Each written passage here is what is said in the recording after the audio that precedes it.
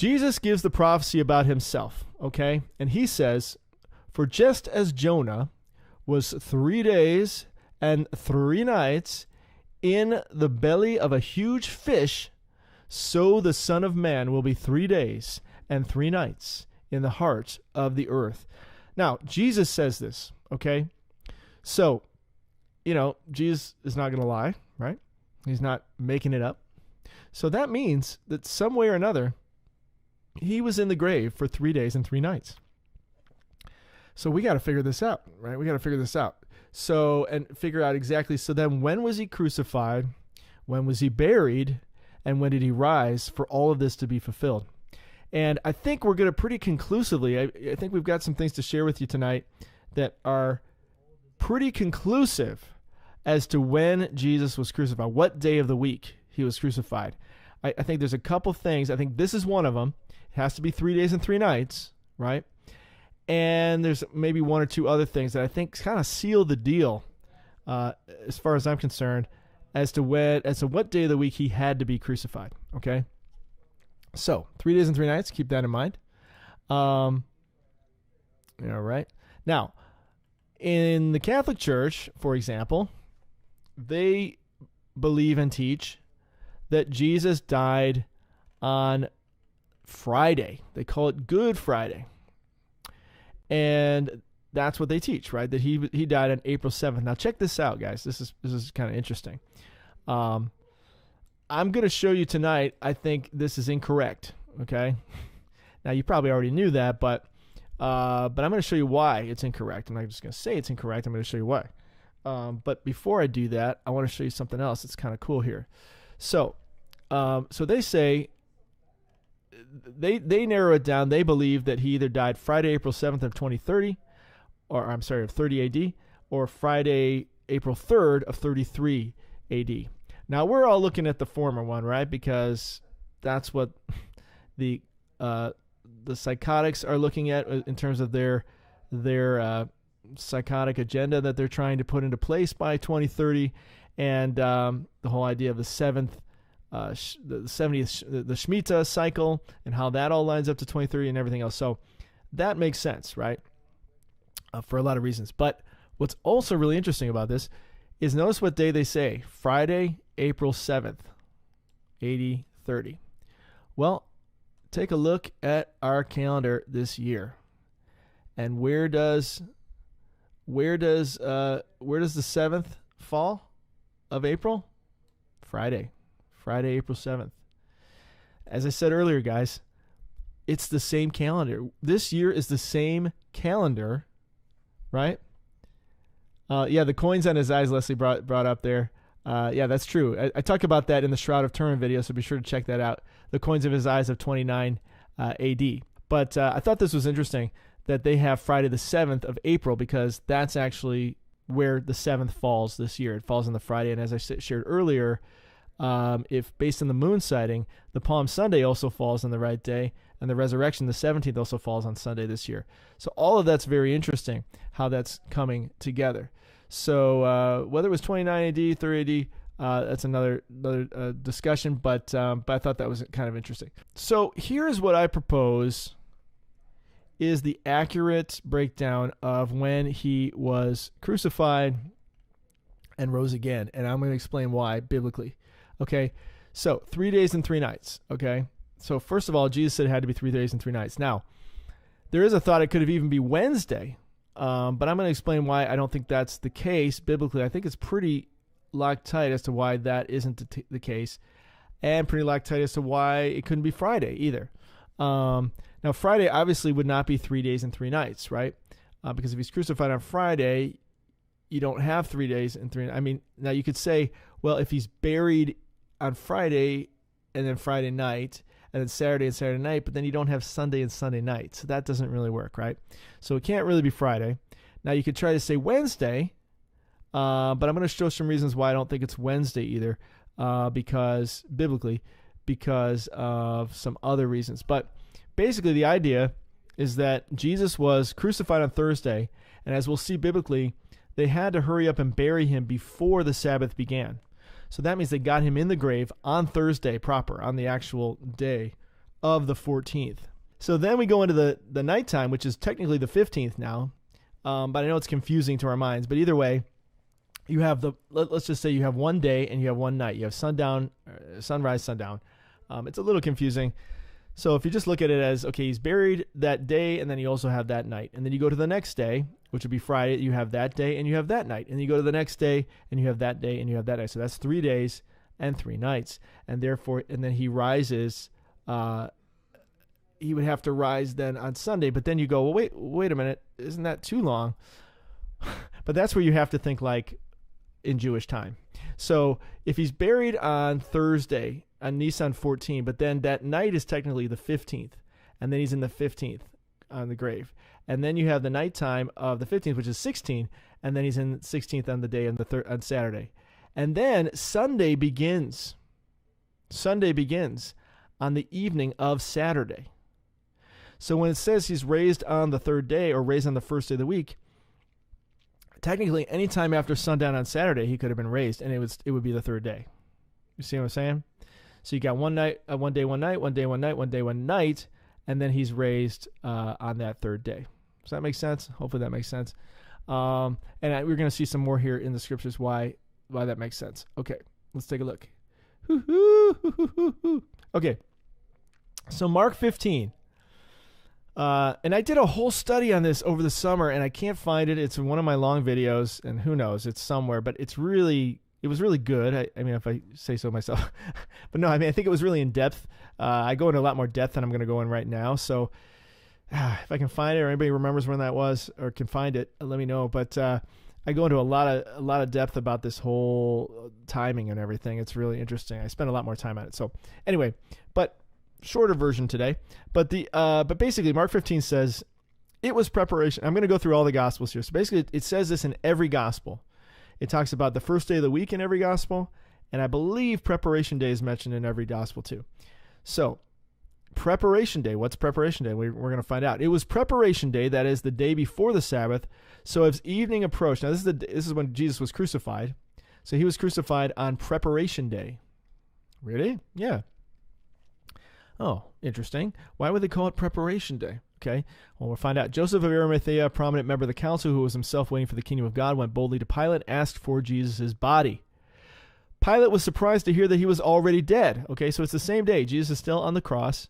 It's the same day, and it's called preparation day. It's a day before the Sabbath. Okay, and so summoning the centurion, he asked him if Jesus was already dead.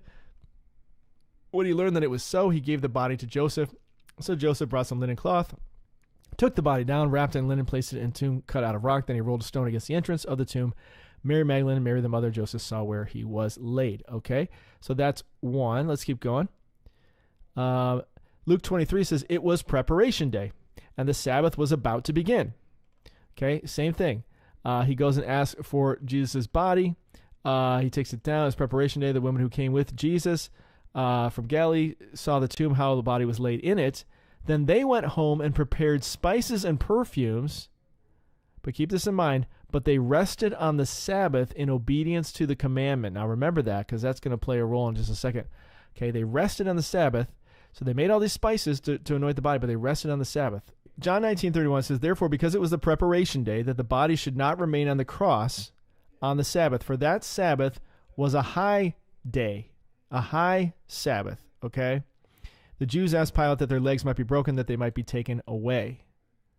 Okay, so remember that. So it's a high Sabbath day. Well, what does that mean? Because it was the Jewish day of preparation, since the tomb was nearby, they laid Jesus there. Okay, so they were in kind of a hurry because of this day of preparation. This day of preparation was very important, and so they had to hurry up because it was almost over and the Passover was about to start. Now, what is this day of preparation, and what is this high Sabbath that we're talking about? Okay, well, here in the Bible, and we saw this actually earlier when God told Moses back when we were talking about Passover in Exodus, he talks about that day that no one should do anything but cook food on that day. The only thing you can do is prepare food on that day. You shouldn't do anything else on the first day, the 15th day, the day following the 14th, and also the last day. And he reminds them again here in Leviticus, it says, these are the Lord's appointed feasts, the sacred assemblies you're to proclaim at their appointed times. The Lord's Passover begins at twilight on the 14th day of the first month. On the 15th day of that month, the Lord's Feast of Unleavened Bread begins. Okay? So, really, it's almost like it begins on the 15th, but I guess because you're sacrificing, he does it a little bit earlier so that you're not on the Sabbath, because then the 15th begins that evening. For 7 days you must not eat bread. You must eat bread made without yeast. On the first day, hold a sacred assembly and do no regular work. For 7 days present an offering made to the Lord by fire. And on the 7th day, hold a sacred assembly and do no regular work. Okay, so this first day and this last day of this week is called a high Sabbath. Okay, a high Sabbath. High Sabbath. So a high Sabbath, okay. And these are special days that are not the regular Sabbath. It's not the Saturday, right? The Sabado. It's not the regular Sabbath that we have every week. It's a special Sabbath called a high Sabbath. And those are special days of observation where they do no regular work on those days. They're called mikras, or assemblies, right, in Hebrew. And they're observed by Jews and a minority of Christians. 2 of the Sabbath holy assemblies occur in spring on the first and last day of the Feast of Unleavened Bread, right? So that's what we're talking about. So when Jesus was crucified, he was crucified on the day before that day. And that's called Preparation Day. And why do they have to prepare for it? It says, like all good things, keeping the Shabbat or the Sabbath properly requires advanced preparation. We must prepare our homes, ourselves, the food we'll be eating and serving throughout the Shabbat meals. Shabbat also requires that we have certain things on hand in advance. We can't go shopping if we notice suddenly we're out of a critical ingredient, such as wine. The Shabbat laws forbid us from any mundane household activities. We don't wash the walls or use our vacuum cleaner, turn the lights on or off, cook or even warm up food. So they're even saying they don't even cook or warm up the food. Ensuring that all these are taken care of before Shabbat brings that wonderful feeling of preparing for a special occasion and makes Shabbat all the more meaningful. So, one of the things that happens here is when Jesus is crucified on the 14th, then they go into this Feast of Unleavened Bread. Well, they can't have any leaven in their house, any yeast, or they will be cut off from the people. So it's very serious. So this day before, it's like serious preparation, like, dude, we got to make sure there's no yeast in the house, man. We got to make sure that stuff is all cleaned out, or we're going to be in trouble. So it's very serious and it's very intense. So when this was the day Jesus was crucified, was on this preparation day, there's a lot of other things going on that day. The Jews are getting ready with a lot of other stuff, and they don't want this guy on the cross, obviously going into the Sabbath time, and they also need to hurry up and bury Jesus before the Sabbath begins. And because it's late in the evening, they didn't have time to properly prepare the body. So he just quickly wraps it in a linen cloth. I think he maybe put a little bit of embalming stuff there, but then he comes back later. I think who was it brought 75 pounds? I think it was Nicodemus that brought the 75 pounds of stuff. So they did have some initially, but the women went off to prepare the proper stuff and to fully complete the job. So they were going to come back following the Sabbath to do that. Well, okay, if that's the case, if they were going to come back following the Sabbath, and just a few more scriptures on this. It says, the next day, the one after Preparation Day, the chief priests and the Pharisees went to Pilate. Okay, so now we know the next day, the day after Preparation Day, i.e. the Sabbath, the high Sabbath, right? The chief priests and the Pharisees go to Pilate and they ask, we remember that while he was still alive, that deceiver said, after 3 days I will rise again. So give the order for the tomb to be made secure until the 3rd day. Otherwise his disciples may come and steal the body and tell the people that he's been raised from the dead. This last deception will be worse than the first. Okay, so there it is again, the Jews kind of talking about the deception, because the Jews are the ones being deceived now. The Jews are the ones who are blind, and so they're actually the ones who are going to experience the last deception, so to speak. So it's kind of an interesting play on words. Take a guard, go make the tomb as secure as you know how. So they went and made the tomb secure, putting the seal and posting the guard. Okay, so that's the day following. That's that high Sabbath that we're talking about. A couple more on this, and then I'm going to sort of show you why it all works out. Saying, sir, we remember the deceiver while he was yet alive. After 3 days, I will rise again. What's interesting, that word after is actually meta. We've talked a lot about that word meta. It can mean after, but it more commonly means with. So it could be more interpreted within 3 days, but it really means more with or amidst, in the midst. So within 3 days, you could argue, but it's that word meta. So I thought that was kind of interesting. There it is again. And after the Sabbath, okay, so now, here's how we know it wasn't Friday and that it wasn't Wednesday, okay? Or at least it's strongly, I'd say 90% to 99% pretty much says that it has to be Thursday, okay? It says, after the Sabbath, at dawn on the first day of the week, Mary Magdalene and the other Mary went to look at the tomb. Okay, so we know that the Sabbath, the regular Sabbath, falls on the seventh day of the week. And that's Matthew. Here in Mark, it says it too. When the Sabbath was over, Mary Magdalene, Mary the mother of James, brought spices so they might go to anoint Jesus' body. Remember they went to prepare those spices, but they couldn't do it because it was a Sabbath? Well, that was the high Sabbath. But now here's the regular Sabbath. So now they got to wait after this Sabbath because it's very early on the first day of the week after sunrise. Okay? So they had to wait through two Sabbaths. Okay? You've got the high Sabbath, and then you got the regular Sabbath. On the first day of the week, very early in the morning, the women took the spices they had prepared and went to the tomb. They found the stone rolled away from the tomb, but when they entered, they did not find the body of the Lord Jesus. I mean, wow. So they've been waiting a couple of days already, at least the high Sabbath and at least the regular Sabbath, right? And it couldn't have been Friday because that wouldn't be 3 days and 3 nights, so it has to be at least Thursday, if not Wednesday. But here's why I don't believe it's Wednesday, is because in every account, they went on the first day of the week. Early on the first day of the week, while it was still dark, Mary Magdalene went to the tomb, saw the stone had been removed, so she came, etc., etc. So they went on the first day of the week each time, right? Well, why is that significant? Because going back to this outline of when he was crucified, if it was done on Wednesday, if he was crucified on Wednesday, then the high Sabbath would have been Thursday, and the regular Sabbath would have been Saturday. That means that those spices they went and prepared could have been brought on Friday if he was crucified on Wednesday, but they didn't. They didn't bring it on Friday. Friday wasn't a Sabbath, so they could have gone in on Friday. Why would they wait until Sunday? Why would they wait until the first day of the week?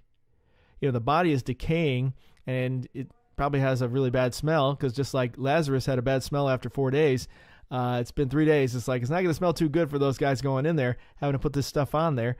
They're really carrying their cross there, but they want to go in and they want to take care of Jesus, right?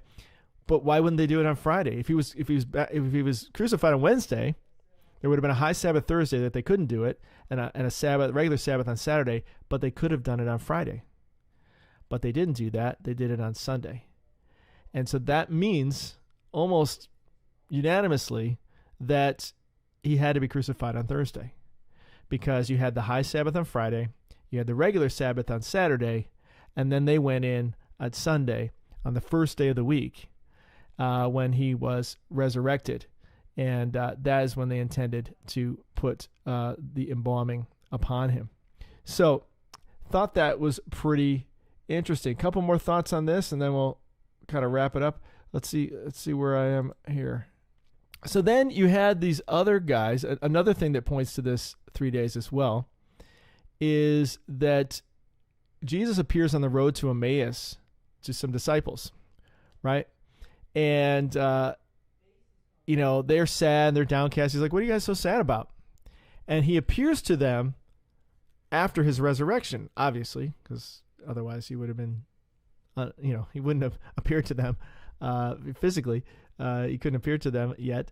So he appears to them on the road to Emmaus, but they don't recognize him. And he kind of pretends to be, a stranger to them.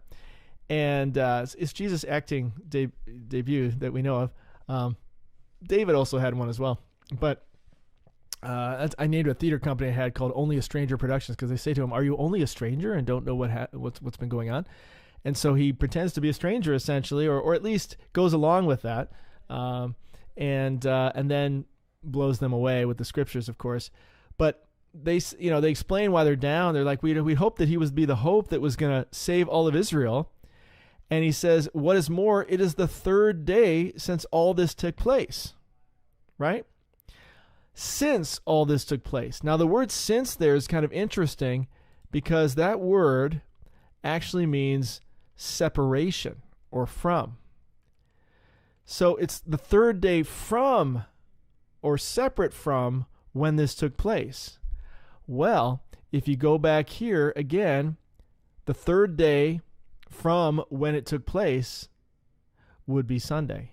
It took place on Thursday, and the third day, Friday, Saturday, Sunday, from when that took place would be Sunday, the first day of the week. So I thought that was kind of cool as well. And then Jesus reiterates it to them when he responds to them. He told them, this is what is written, the Christ will suffer and rise from the dead on the third day. So that's in the same conversation with those guys saying this is the third day from when it took place. So I thought that was pretty cool and pretty much seals the deal that Jesus rose from the grave on the 17th, right? So here, when they went home and they prepared the spices, they rested on the Sabbath, right? They were resting on the high Sabbath, but they would have gone in on Friday if it wasn't a Sabbath. But it wasn't Friday, it was Saturday by that point, you see. And they went in on the first day of the week.